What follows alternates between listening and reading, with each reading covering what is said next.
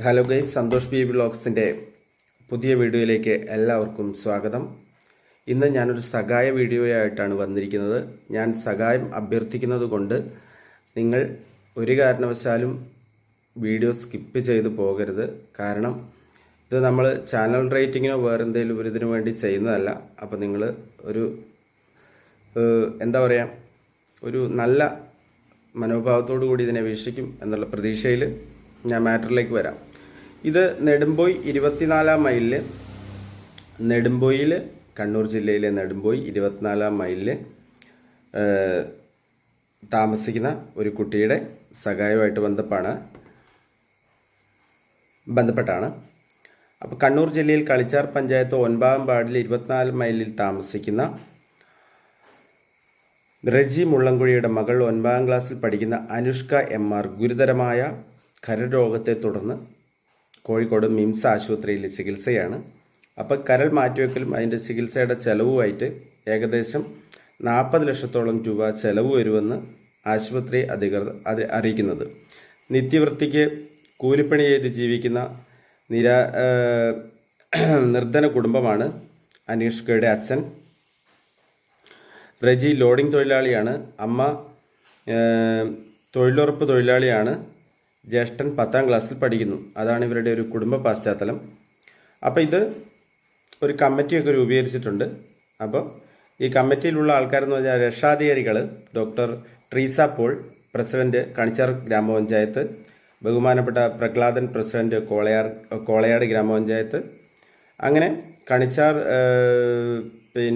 ഭാരവാഹികൾ പ്രിയൻ, പിന്നെ CB Thomas member, chairman, convener Basheer KJ Thomas, chairman Shri Bindu CP Kolayad Gramapanchayat, അങ്ങനെ ട്രഷറർ VV തോമസ് പെരുമ്പടി, അങ്ങനെ ഒരു സഹായനിധി രൂപീകരിച്ചിട്ടുണ്ട്.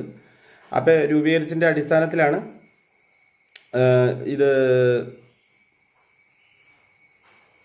ആളുകളിലേക്ക് ഒരു സേവനത്തിൻ്റെ ഭാഗമായിട്ട്, അല്ലെങ്കിൽ നമ്മൾ എന്താ പറയുക, 9-ാം ക്ലാസ്സിൽ പഠിക്കുന്ന ഒരു കുട്ടി എന്നൊക്കെ പറഞ്ഞാൽ, ഒരു പെൺകുട്ടി എന്നൊക്കെ പറഞ്ഞാൽ, എനിക്ക് ആ നോട്ടീസിലുള്ള ഒരു ഫോട്ടോയാണ് എൻ്റെ കയ്യിലുള്ളത് കേട്ടോ. അതിൻ്റെ ഞാനവരുടെ വീട്ടുകാരോട് നമ്മൾ പെർമിഷനൊന്നും ചോദിച്ചിട്ടില്ല.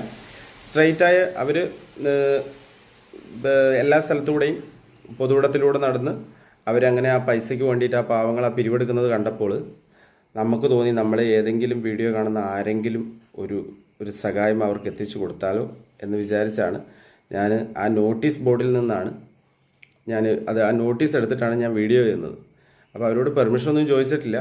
എങ്കിൽ കൂടി 40 ലക്ഷം രൂപ എന്ന് പറഞ്ഞാൽ ഒരു ലോക്കൽ ഏരിയയിൽ നിന്ന് ഒരു പഞ്ചായത്തിൽ രണ്ട് പഞ്ചായത്തിൽ ഓടി നടന്ന് പിരിവെടുക്കുക എന്ന് പറഞ്ഞാൽ കുറച്ച് പ്രയാസമാണ്.